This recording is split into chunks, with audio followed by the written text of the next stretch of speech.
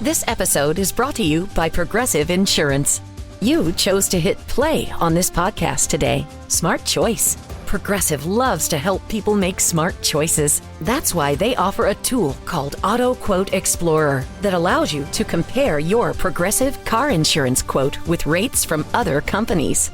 So you save time on the research and can enjoy savings when you choose the best rate for you. Give it a try after this episode at progressive.com. Progressive Casualty Insurance Company and Affiliates. Not available in all states or situations. Prices vary based on how you buy.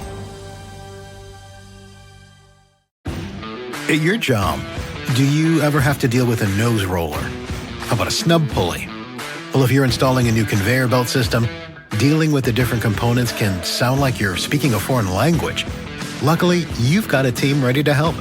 Grainger's technical product specialists are fluent in maintenance, repair, and operations. So whenever you want to talk shop, just reach out.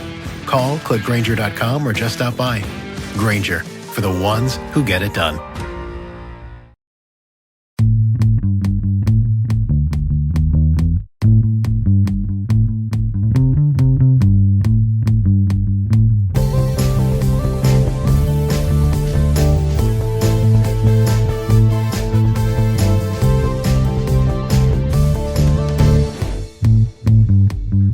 What's up, champs? Welcome to another episode of the Short Shifts Fantasy Hockey Podcast, brought to you by Keeping Karlsson. I am your host, Louis Ezekiel. Joining me tonight, my friend and yours, Ryan Downey of the Cupful Ryans. Ryan, how are you doing on this fine Tuesday evening, an all-day puck buffet? I could be doing better, Louis. If we were to continue the style of the main show here, we could be two guys who are hosting this podcast who are cruising towards 0-3. I don't know about you, but that's kind of where I'm sitting right now. And, we'll get into this later, but it's all to blame on Janice Moser. So I'm having a really kind of not great night. But you know what? That night is going to look up here because here I am talking to you. Well, I started Sam Montembeault tonight, so 4 goals on 10 shots was not a lovely way to start. I had a Joel Eriksson Ek goal taken away. It just was like I was off to a hot start, and I was like, yeah, this is great. I can't wait to see the update after my volleyball game, and it was such a regression in points. I couldn't understand exactly what had happened. So unfortunate, a bit frustrating, but listen, it is a big night here. There's a lot of action, still plenty of time to go, lots of late games. I've got a big goalie matchup, my Samsonov versus his Riddick, that I think is going to determine who is in the lead by the end of the night. So it's going to be really interesting to see how things go here moving forward. So we have a ton of content to cover for you. Obviously not a lot going on, since the last mega show, with Monday only having one game, but the Frozen Frenzy here has given us a lot to discuss, and we're doing a lot of it kind of live as we go. So this is going to be a bit of a seat of our pants type short shifts. Can't wait to get into it. And so we're going to start with some headlines. We're going to move to some injuries and outjuries, and then we will hit on some game updates from today so that we can be as up to date as we possibly can. And Ryan, why don't you take it away? We're going to start over in Anaheim with some questions about Ducks on our rosters and how long they deserve to stay. Yeah, Louis, this is one I've been thinking about pretty much since Doom Orb in our Team Tuven Allied chat was talking about this over the weekend. I don't know about you, but I watched that game that the Ducks had against Colorado, and I think you could more accurately call it a debacle. They have a ton to figure out over there. The passes aren't clicking. The systems don't seem to be gelling. Special teams are an absolute mess. They have players missing time because of new babies, which is great and exciting. But, I don't think these guys have had a lot of time to really gel together. Thank goodness for Lucas Dostal, who is like the one bright spot maybe for this season. And we'll get into maybe some of these other players here. But, the conversation we were having in the Allied chat was, which Ducks do you even bother keeping when they're looking this bad? They can't connect on the power play. They can't make any passes. And so I went and I had a look at the Frozen Tools page for Anaheim, and it's a bunch of snowflakes. Winter has come early on the Anaheim Frozen Tools page. And I think, one of the things that stands out to me is that they've been trying to do a top 9 with Troy Terry and Frank Vetrano sitting on L3, Vetrano being one of the higher scoring Ducks last season, sitting on line 3, and Robbie Fabry moving into the top 6. So clearly this is not working. From what I can see, the only Duck that is even remotely worth holding right now is Troy Terry, who has 3 goals and 1 assist at the time of this recording. He may have more by the end of the night. It's 9:37 p.m. Eastern time. So certainly the Ducks game hasn't started yet. Minchikov is the other Duck that is producing right now. So Terry and Minchikov are kind of who I would stick with. Lewis, do you have any thoughts about any of these other Ducks? Like, we got Frank Vetrano, we got Trevor Zegras, we got Leo Carlson, Mason McTavish, lots of great guys that probably ended up on people's couple rosters, but are really not much to write home about right now. Yeah, I mean, I think we want to see some more conversion. Hopefully, we're talking about a very young team that is hopefully going to come together a little bit better here. But I agree with you. Definitely a debacle against Colorado. Lucas Dostal, you mentioned as, an option or as a player who is performing well for the Ducks that I think I would keep in mind and hang on to here. Really unfortunate about Vetrano, as you mentioned. He was a Duck that people were interested in, who really sort of probably overperformed a bit last season, but did very nicely for his owners. Yeah, I agree with you about Terry. I think I'd be ready to cut on McTavish. That hasn't been an especially exciting own, I can't imagine, for people so far, those people who are holding on to him. I'm with you about Minchikov. I'll give him a little bit of a break. Apparently his absence recently was due to food poisoning, which is a total bummer, and I can't imagine much fun at all to try to come back from to play some hockey. So I give them a little bit more time, but yeah, I'm with you that things have certainly not gone the way that we hoped to see them go. And I would have a very itchy trigger finger on many of these Ducks. Yes, there's always the question of, well, I can play him on those off nights, but you also need to not fall victim to the number of games played fallacy, because 0 times 5, if you get 5 off night games over 3 weeks or whatever, that you might hold on to one of these Ducks. That's not actually giving you any real benefit holding on to those guys. So I am okay with being ready to jettison just about everybody. Dostal, you get one guy per position. Dostal, Minchikov, Terry are reasonable holds, I would imagine. I agree with you on the, one player per position point here. Terry, I should mention, is shooting, 2.2 shots on goal per game for this team is not bad. The fact that he's able to even get them through to the goalie. The one thing I would caution people against, just keep an eye on Minchikov. I would keep him, as you said, because of the positionality. But if these forwards don't pick it up, he won't maintain his shooting percentage. And you might be better off with a Perifs defenseman. And, Anaheim has kind of the proto-Perifs defenseman in Gudas, who he is currently even with in cupful scoring. So keep an eye on Minchikov. He may, if he can keep the points going, yeah, he's definitely worth sticking around on your roster. But if not, you might be better off with a Perifs guy. Yeah, someone who just has kind of a nice, decent floor for you versus just sort of trying to wonder night in and night out whether you're gonna hit or not. Speaking of a guy, actually, you haven't had to wonder very much lately because it hasn't been anything really to write home about for this guy, Jamie Benn. You actually labeled this card as a time for Jamie Benn to take his final bow. I appreciate the theatricality of it all, of course, given your background. So we've got Dallas playing this week, Tuesday, Thursday, Saturday. Not ideal. Jamie Benn was a guy who was going to crack my roster just on that Thursday, and it is against Boston. You never know if they're going to find very much success. 7 games over the course of the next 3 fantasy weeks, just a very grim kind of outlook schedule wise for the Stars. Obviously those top performing players very much worth hanging on. But yeah, he was a guy that I added fairly late. I was hoping that he might find a little bit of fountain of youth playing with Stankoven or Johnston or some combination thereof. But yeah, he just has not put together very much of anything. He had 1 goal, 1 assist in the first 3 games, and then has been a big nothing ever since. Previous to Tuesday's game, he had shot only 5 times on the season, so less than a shot a game. Certainly not what you like to see.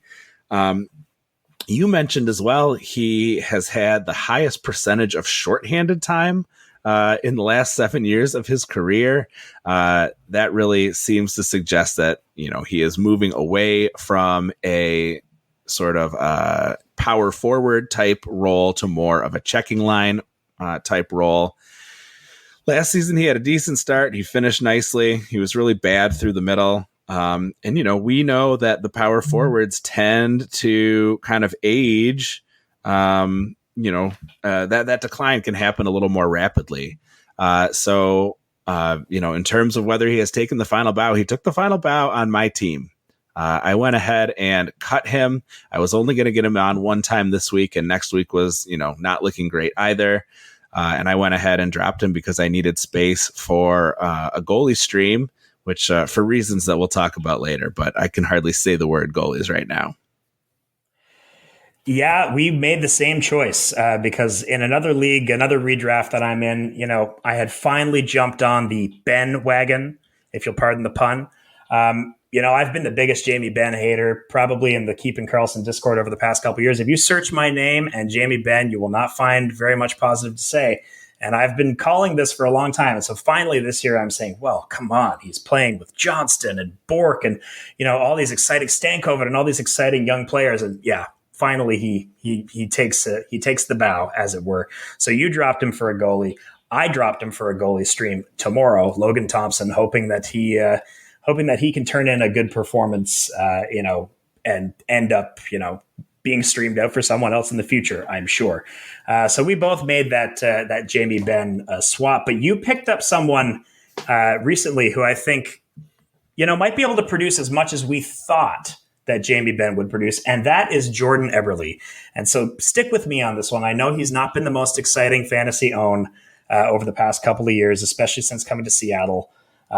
He's kind of been this scoring guy. He doesn't really do a whole lot of other stuff that makes his, semi, reliable point scoring relevant. But I want to shout out a recent addition to the Keeping Karlsson Discord. A friend of mine from real life, Holy Mackinac, is his username on our Discord, for pointing this out to me while we were at work the other day. That since training camp began, Eberle has been stapled to Shane Wright. Shane Wright's a pretty good player. He's played very well for the AHL Firebirds over the past year and a change. And he's been stapled with him with wingers like Ty Cartier and then Tolvanen. But since the regular season began, he's been stapled to Jared McCann. And it's important to note that it's winger version of McCann and not center McCann. We know that like last season when McCann was playing on the wing, he was very reliable, upper half of the point scoring league. We're very happy with McCann. And so this line of Eberle, Wright, and McCann with Wright in the middle is very interesting to me. You look at the context of Seattle as well. They've got Chandler Stevenson. They've got Yanni Gourde. Why do you have these guys? And Matty Beniers. Why do you have these guys if you aren't giving them the defensive minutes? Benier gets the checking line minutes. Maybe that leaves Wright centering a sheltered scoring line with McCann at his prime position. Sure, he's not a 96-point player with a 55% shooting percentage, is Jordan Eberle. But if he gets back to shooting 2 shots per game, even with some regression, plus the additional responsibility of being the new captain of this team, I think this could be a career year for him. What do you think? Yeah, I think that this is a guy that maybe we can hope he can defy the usual rule of thumb we have about Seattle, which is that they have, sort of a top 9 or maybe even a top 12 that all sort of seems the same communist hockey out in Seattle. What I like about McCann is, what I like about Eberle is that he's lining up on the McCann line, and that's usually the one that has the offensive punch. And is usually able to produce a little bit more. I like having the hot hand, certainly compared to a guy who is as ice cold as Jamie Benn, happy to have that not, be a 1-for-1 trade on my roster exactly, but I think it sets up properly for, the potential turnaround, in terms of how my team is performing, to take a hot hand over an ice cold hand. You're absolutely right. He's not going to shoot 55%, obviously. And I would like to see that shooting increase a little bit here, as the 2-shot sort of average that we're seeing. But if he's getting sort of the offensive minutes, I think that makes him a little bit more of an appealing option than we usually see from Seattle. And he's reasonably widely available, just 14% rostered across Yahoo, although that number has been going up, just plus 4% yesterday. So, people are starting to see him as a potential add there. And yes, I'm hoping that he could be somebody who I can stick with for a reasonable amount of time, maybe not all season long, but a reasonably long-term hold. One place where the division of labor that we've become accustomed to on Seattle has not held true this season. Jordan Eberle is on pace for 60% of the power play time. And so, hopefully that trend continues, and then that makes him a for sure season-long hold. Yeah, that would be a good setup, certainly. Less of the mushy middle for everybody. Let's head over to Toronto, where you asked an interesting question. Who do we like as kind of the fifth skater worth holding in Toronto? We have Knies and Domi as our options here. Knies is the favorite based on Fantrax and Yahoo roster percentage. Domi has been on a point per game pace, all assists. Very little shooting on behalf of Domi, so we might not see that change before too much longer. Obviously, Knies is getting that nice line 1 deployment, but line 2 is not bad at all, obviously, with William Nylander out there for Domi to play with. Both getting time on power play 2. Now, of course, Knies has the advantage here on Frozen Frenzy Tuesday, hitting the score sheet. That's 2 games in a row with goals. So, it has been... not something that particularly was helpful for the team, but nice for him to manage to put together something for his owners, those who put him on their starting roster. I know that he is scoring from the bench for you, which does not help, certainly. You have your finger on the pulse of what's going on in Toronto. Do you feel like there's a chance that we could see Knies maybe break into that top power play role and really make him someone that we are going to have eyes on? Yeah, it's an interesting question between these two guys. I think I heard on the broadcast earlier tonight that Domi is actually leading the league in primary assists. It seems, likely that would be the case because he has just been on fire since taking over for John Tavares, who, he lost 10 pounds having the flu over Thanksgiving weekend. Probably the only person to lose weight over the Thanksgiving weekend. Poor guy. I guess he maybe didn't have his magic amulet on that weekend, but I digress. So Domi in that Tavares spot is very interesting, but I had the good fortune of being able to see Knies live and in person last night as I took my parents to a Toronto Maple Leafs game.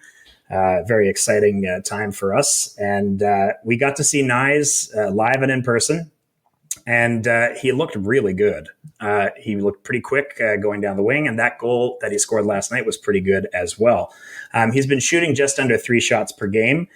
He had 1 goal prior to yesterday's game, and he's added some more over the past 2 here. Probably more coming, I would say. I don't think that this is this is great even strength production for him.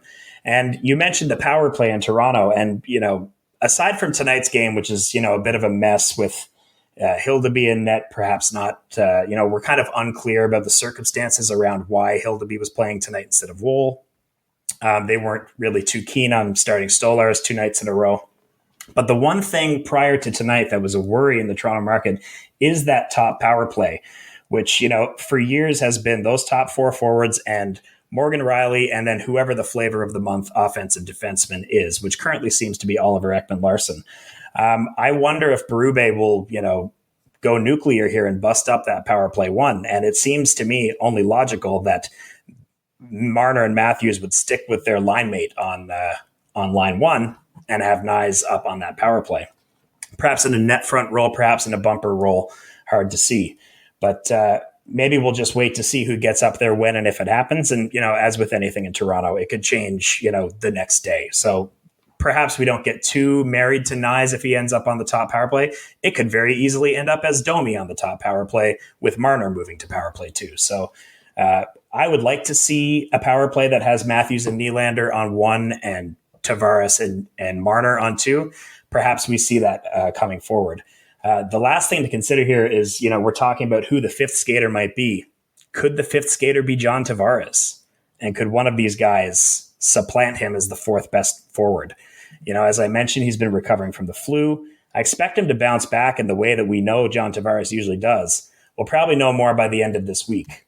What do you think about that? Is that a bit too hot takey for the short shifts universe here, that Tavares could maybe be the fifth or sixth skater? No, I'm into it. Conveniently, you're talking to someone who has some pretty negative feelings towards Tavares. Obviously, he had that great hot start last year, but really, really struggled through much of the season. The kind of woo-woo aspect of his beliefs about health are, maybe that's just a personal pet peeve, but that doesn't make me love him any more than I do currently. As you mentioned, obviously, recovering from some illness, definitely problematic for my Americans. Blinking in confusion, of course. Canadians celebrate Thanksgiving a little earlier than we do, just to keep that in mind. But yeah, I could easily see, especially if Domi keeps up the nice distribution that's been getting him these assists that he's been piling up. I think that's going to be really nice. I think maybe this could be that breakout season we've been waiting for. The thing that worries me about Nyes is that he's not giving you very much of anything if he is not scoring. If he's not hitting the score sheet, you're not getting anything else from him, not even that many shots. So that would be something that I would be a bit concerned about. But other than that, I think it is an exciting potential opportunity here for him. We saw him kind of touch it a few times last season without ever seizing it. Maybe this is the year that he is able to seize it. All right, let's quickly talk about some injuries and outjuries and then get to the meat of the schedule here, which is the game updates. Like I said, we are kind of flying by the seat of our pants here. I'm expecting a little longer shift than usual, but that is fine by me if you are up for it. We'll start out with Calgary with a potential outjury in the near future, and that is going to raise some interesting questions about who belongs on the top power play. Ryan, take us over into Calgary and tell us what's going on. Yeah, Yegor Sharangovich will be making his return soon enough, and preseason would tell us that Sharangovich will end up on the top line with Kadri and Kuzmenko and taking Connor Zary's spot on the power play. I understand that Kuzmenko and Zary have been producing relatively similarly over the past, couple of games. But I think it's the same question as we had earlier with some of those centers in Seattle. Why do you have Kuzmenko on your team if he's not on power play 1? Zary is young. He's, really overperformed people's expectations. So the team might want to challenge him to produce without the top guys. It feels like Kuzmenko is pretty cemented in on that line and on that power play unit. So the question is, who can you trade a Zary for? And I'm definitely the wrong person to ask. I've failed in every cupful trade I've tried to make. It's definitely my weak spot when it comes to being a cupful manager. I'm definitely more comfortable with streaming in players and looking to maximize schedule than I am, deciding if it's worth trading for someone. So I guess the question for me here is, who's the 60-pointsiest guy you can think of? Because I think that's who you could reasonably trade Zary for. Is it someone like Mikael Granlund? Is it someone like Pavel Zacha? Maybe, if Ehlers, he's riding the hot streak right now, but it looks to be unsustainable. Maybe there's a smart manager who wants to move away from Ehlers. Does a veteran option like Claude Giroux tickle your fancy? Maybe one of those Carolina wingers. We're getting pretty far down the list here, but is this the kind of move you'd be looking to make if you had Zary on your team? Yeah, I don't see any reason why you might not want to move along potentially from Zary. Granlund is an interesting option because he was brought up on the last mega show as someone who, at least while Celebrini is out, is in a really nice position. Is he going to hold it there? There may be some uncertainty. Ehlers, they definitely talked about as someone who is overperforming, at least by Brian's estimation.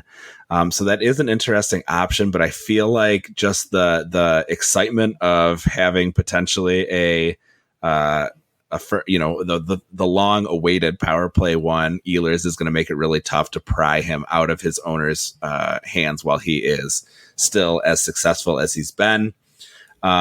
Maybe Natchez. I don't think Jarvis is going to be someone who would be an option.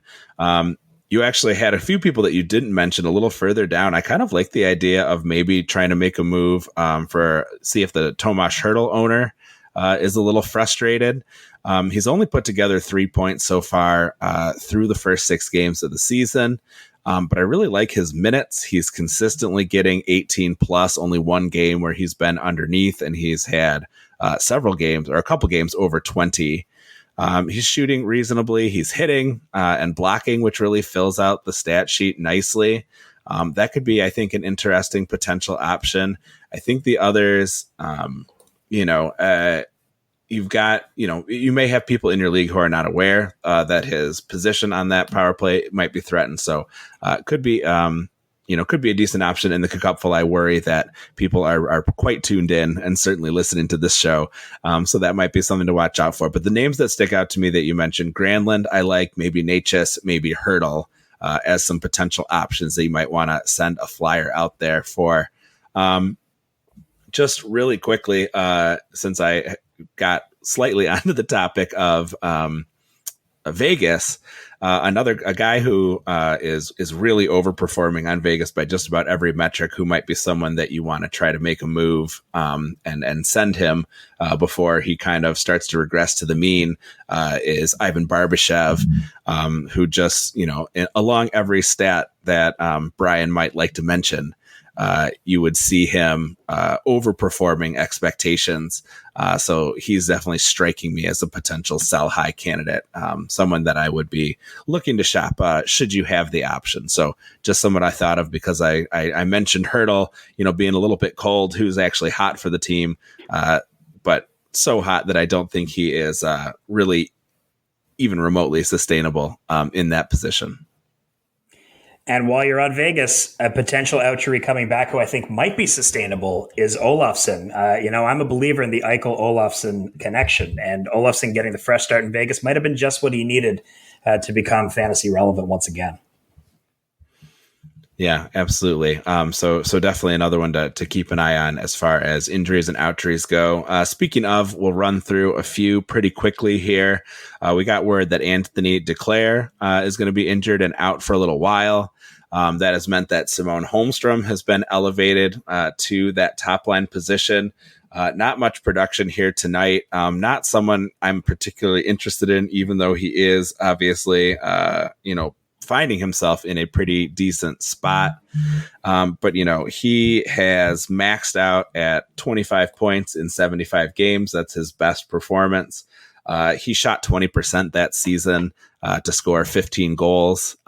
So I think that is, someone who is in a nice position, and I think it's a little bit deceptive. He's not someone that I have a ton of faith in. I would love to have him prove me wrong and have it be something where a little bit later in the season, we're looking at him, having filled in, doing quite nicely. Maybe by next week, we're talking about him as a potential add. But I think right now the Duclair injury is just kind of a negative for everybody, and not enough of a bonus to Holmstrom to make him worth adding. We also, in the outjuries, we saw Matthew Tkachuk make his return for Florida. They were dominated by the Minnesota Wild, who are off to a very nice start. So don't really like to see that so much. I was hoping that maybe he would add a little bit of spark to that power play, and maybe we could see Adam Boqvist perform. He did manage a couple peripheral points, 2 shots and 2 blocks for Adam Boqvist, representing, unless I'm mistaken, yes, his best game of the season in a game where he did not score a point. So the most peripherals that we've seen from him, another 11-minute game. Unless you are in a position like me where your defense is like a Civil War, medical tent, I think you should be moving on from Boqvist. And then we also, on the topic of defensemen, including actually some defensemen who have been successful in that position for the Florida Panthers, although not last year. Vince Dunn was moved from day-to-day to long-term injured reserve, retroactive to the 17th. So he's going to be out for a little while. Just more benefit for our guy, Brandon Montour, who will continue to be the top offensive defenseman for that squad. And last but not least, Juraj Slafkovsky is injured, and he'll be evaluated in a week. That moved Kirby Dach up to line 1. I believe he had some success there, picking up a point, unless I am mistaken. It also put Oliver Kapanen as the second line center. Obviously, a very unpleasant outing for the Canadians, who lost 7-2 to the Rangers, and they were losing the game before it even really started. So not a great outcome for them. Tough for us Mountain Boat owners. We got that really nice start. Hopefully you won your match after that first super successful game, because I don't know that we're going to touch those heights of fantasy points again here moving forward. So that was a bunch of injury stuff there. Ryan, do you have anything that you would like to add from that little injury outree section? Yeah, the only thing I really want to kind of just hammer home is I'm not a Holmstrom believer. I'm not really a New York Islanders believer, if we're being honest here. So I would definitely avoid that personally. I won't be making that move, and I certainly won't be adding Oliver Kapanen for his prime deployment, in quotes. I wanted to bring him up. He was getting some love from some of the Habs fans in the Discord, but no, not someone that we're expecting certainly to step in and make a major difference anytime, particularly soon. So. All right, we're going to head into a quick ad break from our sponsors. You're listening to Short Shifts. The quest for the Stanley Cup starts now. The puck's dropping on the 24-25 season. Get in on all the action at DraftKings Sportsbook, an official sports betting partner of the NHL. It's super easy for first-timers to get started. Try betting on something simple like picking a team to win. Go to DraftKings Sportsbook app, select your team, and place your first bet. I'm taking a look right now at the Vezina odds. I always like looking at those awards odds. It's always fun. There's so many things you can choose. I'll tell you what, based on the start of this week, I'd probably save your money on a Bobrovsky or a Vasilevsky bet at this point. But hey, you never know. A lot of season to go. And hey, if you're new to DraftKings, listen up. New customers bet $5 to get $200 in bonus bets instantly. Download the DraftKings Sportsbook app now and use code THPN. That's code THPN for new customers to get $200 in bonus bets when you bet just $5. Only on DraftKings. The crown is yours. Gambling problem? Call 1-800-GAMBLER. In New York, call 877-8-HOPE-NY or text HOPE-NY 467-369. In Connecticut, help is available for problem gambling. Call 888-789-7777 or visit ccpg.org. Please play responsibly. On behalf of Boot Hill Casino and Resort in Kansas, 21 and over. Age and eligibility varies by jurisdiction. Void in Ontario. Bonus bets expire 168 hours after issuance. For additional terms and responsible gaming resources, see dkng.co/ice. There's a lot of things people in this world argue about, but one thing we could all agree on is there's nothing like the excitement of watching a hockey game live. The only thing is, I live in Toronto. It's impossible to get Leafs tickets, people say. Not if you use our sponsor for this week's episode, our friends over at Game Time. I'm checking right now, and you can go to gametime.co or download the app. I'm seeing tickets for a bunch of Leafs games, even the Ottawa Senators at the Leafs on November 12th. That'll be pretty fun. I might go to that. I wonder if Brian's going to want to fly in and go with me, because I'm taking tickets from as low as $73. And the fun thing is you can click right into the game and they show you all the different tickets, like what's good value, what's bad value. You can sort by like super deals or amazing deals. It's all there over at Game Time. Game Time also has a lot of great features. They have, of course, as I've been saying on all these ads, Game Time Picks. That makes getting tickets to see your favorite team live even easier. Game Time Picks filters out the fluff to show you only incredible deals on great seats, so you don't have to waste time searching through thousands of tickets. They also have a bunch of other really cool features, including the Game Time Guarantee, that you'll always get the best price. If you find tickets in the same section and row for less, Game Time will credit you 110% of the difference. They also have job loss assurance, so if you lose your job and need a refund, Game Time has you covered. Take the guesswork out of buying tickets with Game Time Picks. Download the Game Time app, create an account, and use code THPN for $20 off your first purchase. Terms apply. Again, create an account and redeem code THPN And for $20 off, download Game Time today. What time is it? Game time. Welcome back to Short Shifts, and it's enough lollygagging on the games tonight. It's time to do these game updates before we have, even more to talk about and turn this into the longest shift of the year. My responsibility is to let everybody know that, all goalies are bad. I know that this doesn't surprise you all. If you've been listening to the show, you know that, we talk about goalies a fair bit in this community. And they always end up disappointing you. So let me just roll through a bunch of these bad goalies tonight. Sam Montembeault, you mentioned earlier, 4 goals against, pulled for Primo. Bobrovsky with 5 goals against, pulled for Spencer Knight. Allen with 6 goals against. I don't know if he was pulled. I don't think he was pulled for Markstrom. I think he was, he had to just stay in there and live with it. Sam Ersson allowed 4 goals on 29 shots. Fedotov this season has not been covering himself with glory as his relief either, with 2 games that don't look like they are at all in NHL caliber goaltender. Patty has just informed us in the chat that, as everyone expected, Anton Forsberg has 10 saves on 10 shots, and Connor Ingram, a favorite of ours during the offseason, has let in 3 goals on 6 shots, just as everybody, predicted going into it. I really want to drill down a little bit on Montembeault here for a second. He's only had 2 quality starts this season, one of them being the first game against Toronto, where, that one game caused everybody to say that he's now, a Team Canada, stalwart for the Four Nations face-off later this year. Give me a break.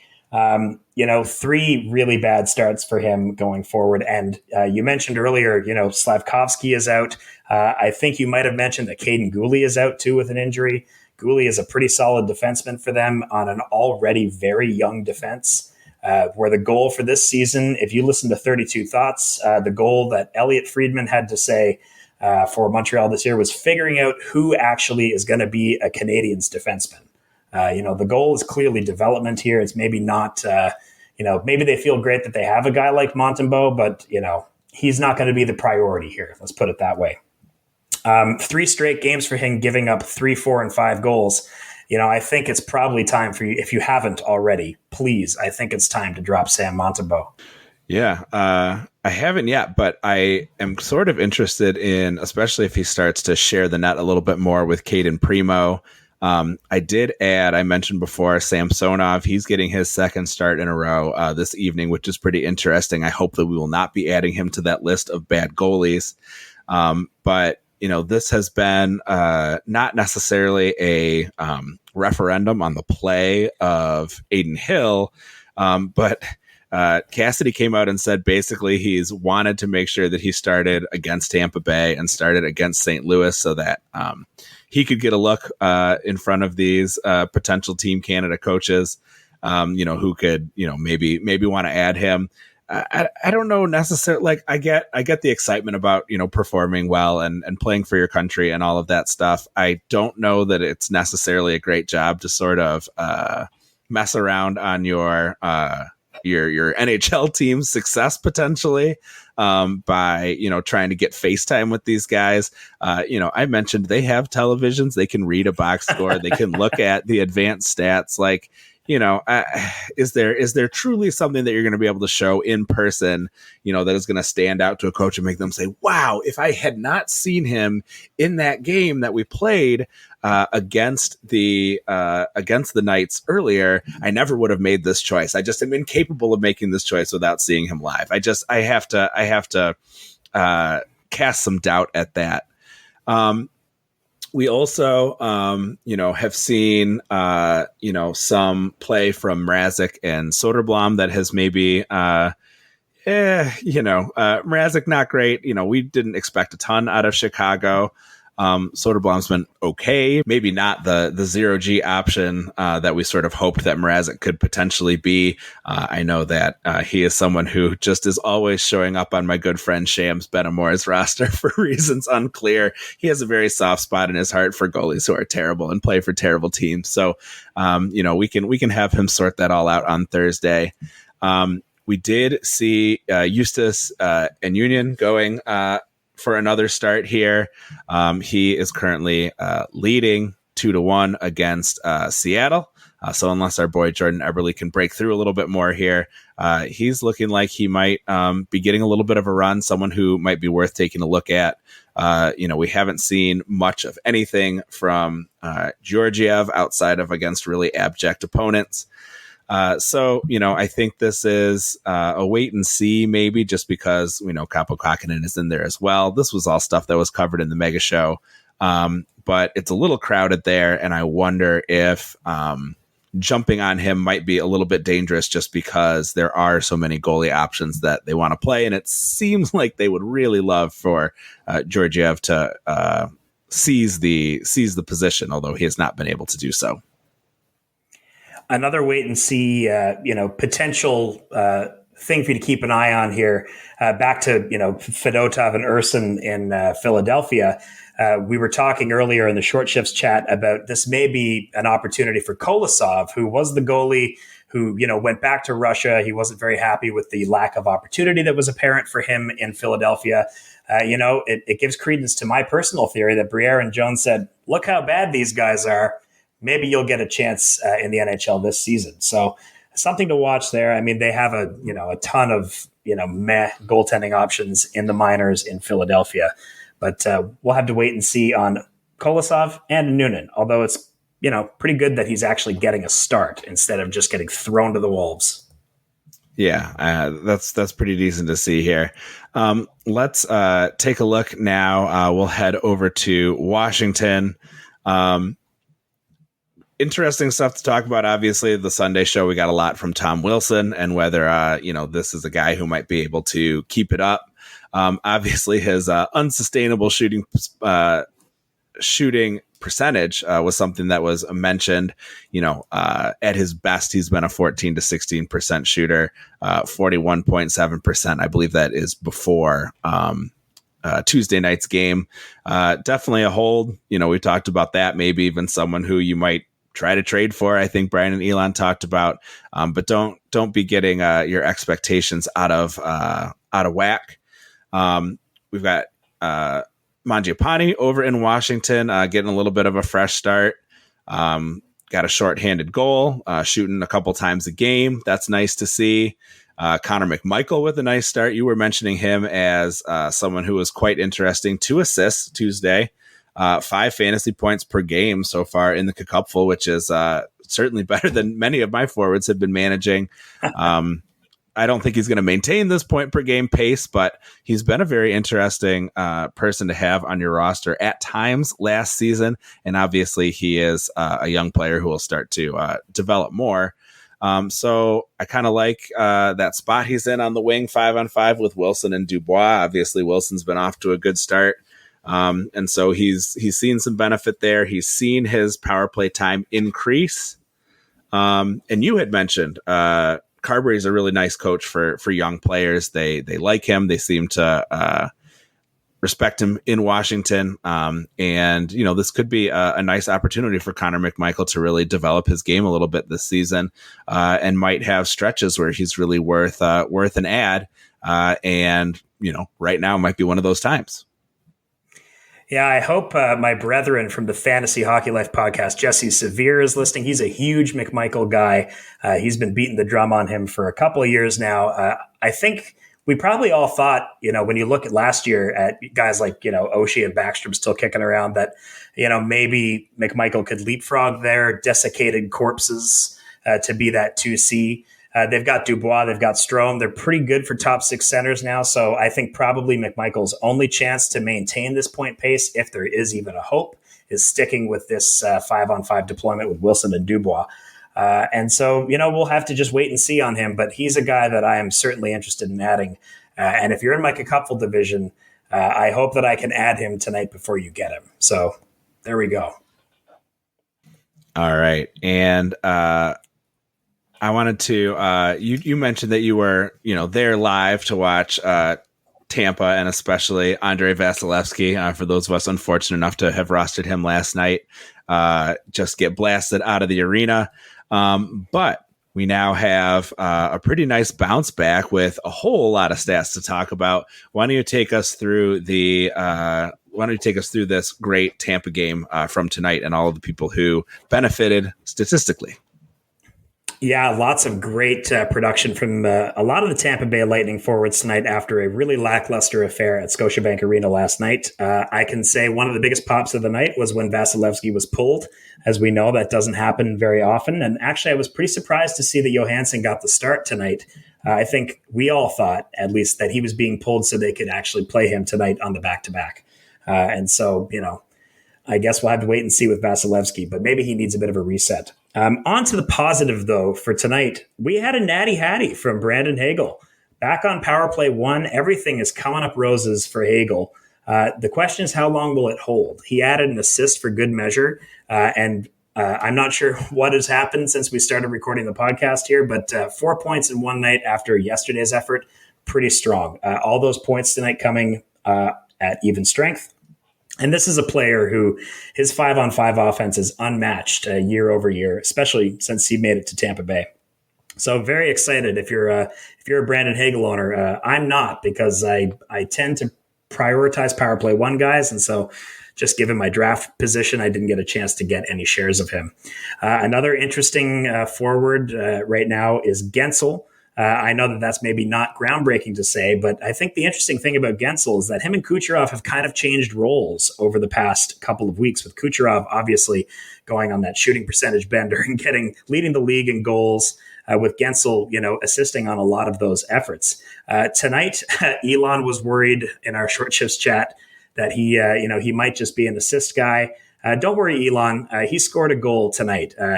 He's on a point per game pace, scored a goal tonight on the power play. Him and Kucherov look to really have clicked. Stamkos, those Stamkos fans who are maybe missing him in Tampa Bay, probably not missing him as much looking at Gensel's production. So I think we can all relax on Gensel.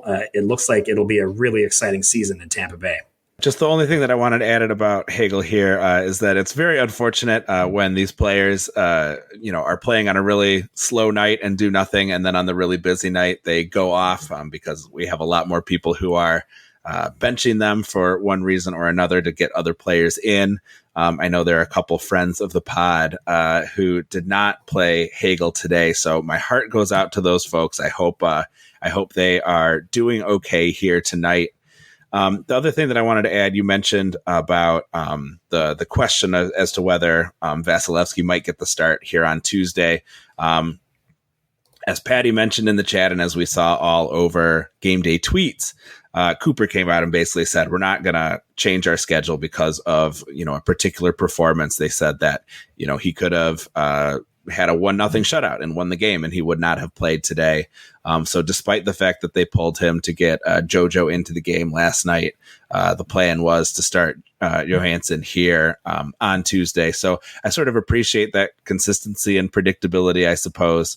I sort of was assuming the whole way that was what was going to happen, and that gave me the confidence to add Samsonov before the other Sharks in my league went ahead and picked him up.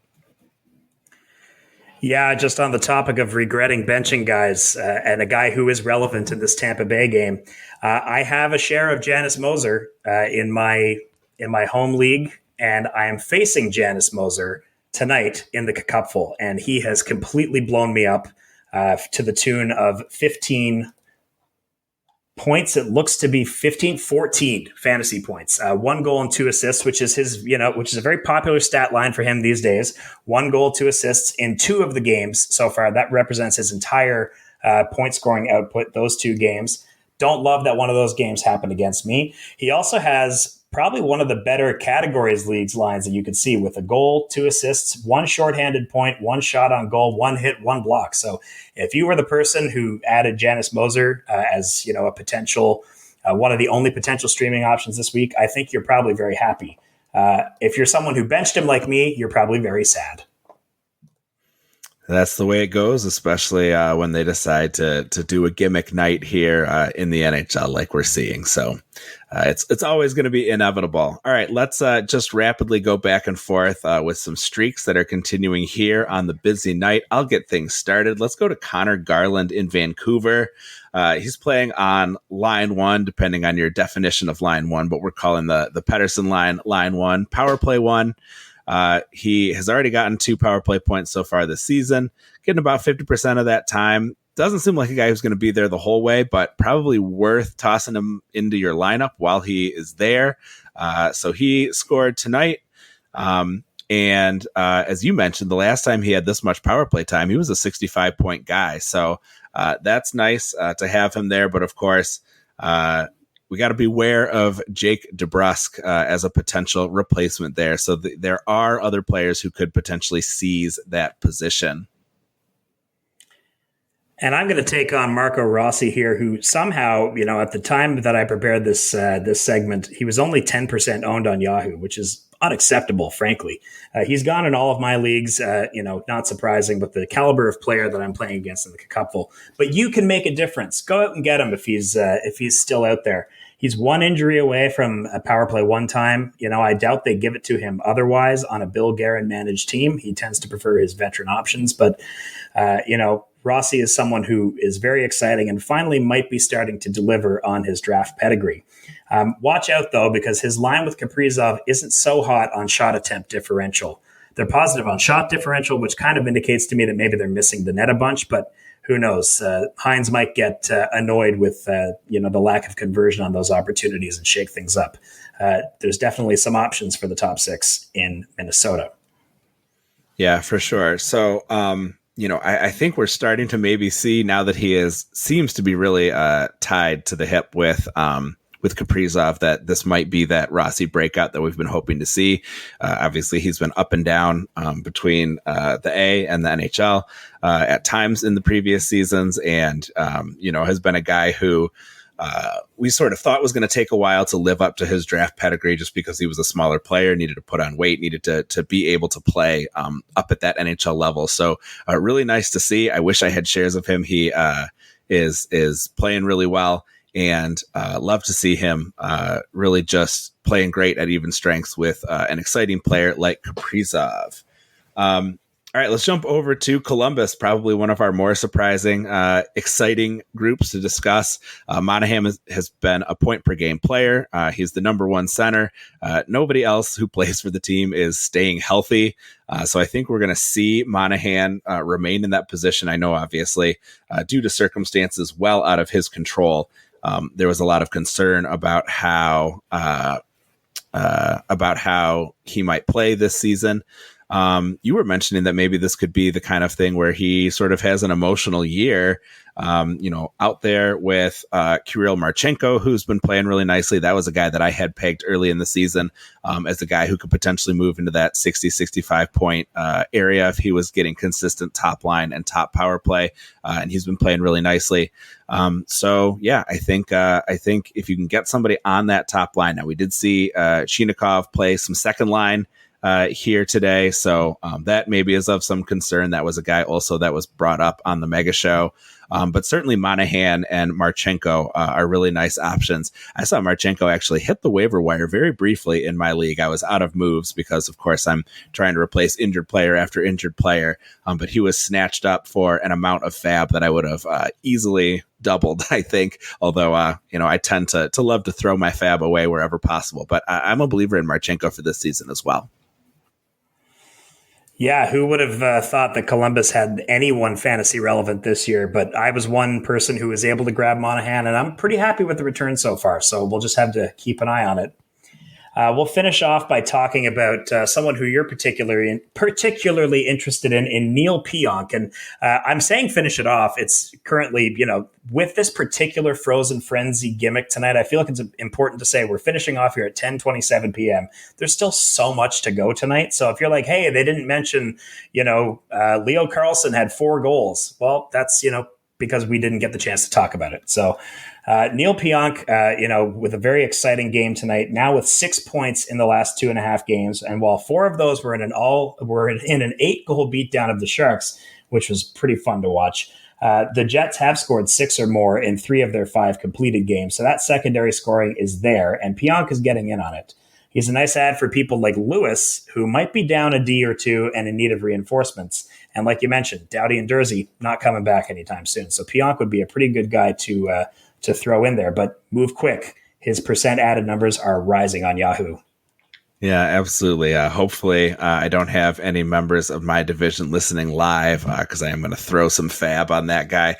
Listen, I am into any defenseman who can fog a mirror at this point, but Pionk, with the secondary scoring that's going on, I think that is one in particular that I am pretty interested in. We are touching on an hour unedited of our short shift here, so I think we probably have to bring it to an end, but it has been an absolute blast getting to spend the evening talking hockey with you, Ryan. I hope that things turn around for you and you have success this week. As I said, I think this Samsonov versus Riddick goalie battle that I've got coming up in my matchup, that's going to determine the winner, despite what the Yahoo projections have to say here. And just want to toss out a little bit of credit to my Red Wings, Alex Lyon, finishing off a shutout of the Duclair-less New York Islanders, winning 1-0. So two nice goalie performances there, but Lyon is the one who's going to show up on top. You would have, I applaud anybody with the guts to start Alex Lyon here tonight. The Red Wing goalies have been just so concerning that I have been trying to stay away as much as possible. But Ryan, thank you so much. As you mentioned, you can hear your lovely voice on the Fantasy Hockey Life podcast. And I hope certainly that we'll see you again here on Short Shifts in the not too distant future. It was a pleasure to join you, Lewis, and thanks for having me. Yeah, absolutely. All right. Well, thank you, everybody who joined us live. Good luck to everybody who still has lots of exciting hockey to watch so far this evening. Don't stay up too late. You may have work tomorrow. Just get through the day if you can. I'm giving a test tomorrow. That I thought was a pretty smart strategy. So that's what I'm looking forward to. But to all of you out there, yes, thank you so much for being here. Thank you for downloading the show. Thank you for supporting the show. If you enjoyed it, please consider joining the Keeping Karlsson Patreon group at keepingkarlsson.com/patron. That will give you access to play in the Keeping Karlsson Ultimate Patron Fantasy League. Listen, the league has started, but there are people who are going to drop out. There are people like me whose entire team is injured and who are getting pretty itchy about their situation, and they aren't maybe as much of a sicko as myself. So there is a wait list to take over teams, and we use those wait lists pretty consistently because we want to have active players always in our division. So check that out. You, of course, can interact with Brian, Elon, Ryan, myself, the rest of the Short Shifts crew, and hundreds of other talented fantasy managers on our active Discord server. Check out GameDayTweets.com to get all the best info from Twitter without having to slog through the rest of Twitter. Always very nice, including team by team and searchable tweets by player name. Please visit that site and all the great sites we use to research our episodes at Yahoo, Frozen Tools, and Natural Stat Trick as well. Our intro and outro music was created by Pat Roach. And until we see you next time, play smart and keep your shifts short.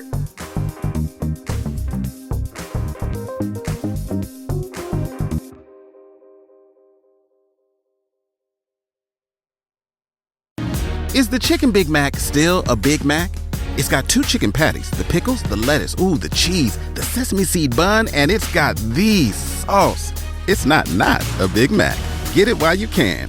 At participating McDonald's for a limited time. Your dining room is the heart of your home, where meals are shared and memories are made. At Ashley, you'll find affordable dining furniture in a range of classic and modern styles. Ashley small space sets and extendable tables are designed to fit beautifully into any space, from cozy breakfast nooks and kitchens to formal dining areas fit for a feast. And with mix-and-match seating options, everyone at your table gets the perfect seat. At Ashley, style is served. Shop in-store or online today.